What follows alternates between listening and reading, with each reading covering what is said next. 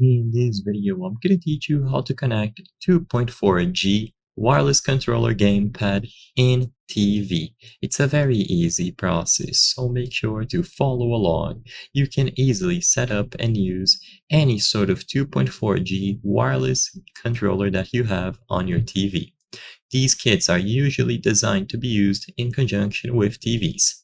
So, in this one, it includes this big USB stick that you will plug into the back of your TV, but sometimes it might be a smaller USB dongle like these ones. Regardless of which specific controller model you have, go ahead and connect it to the back of your TV. So look for USB ports available in your TV. If your TV is very old and doesn't have USB ports, then it is unlikely that they are going to work. If they have additional connections, for example HDMI or something similar, be sure to also plug them in. This is going to depend entirely on the model that you are using. But for these kits that only include a controller and a stick that has a bunch of games, it is mostly going to be only the USB connection.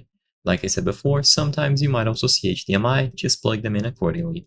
And with this done, you are good to go. Power on the controller. Usually they will have the power button here at the top, and you can press and hold it down for a few seconds. They should automatically connect to the game stick. And once they are properly paired up, you will be able to run any game and play it together.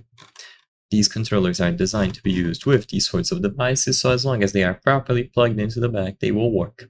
If they don't work, first try swapping the USB port, so look for all the USB ports and swap them around, try restarting the TV, and make sure that the device that you purchased is working properly. So I hope I was able to help you.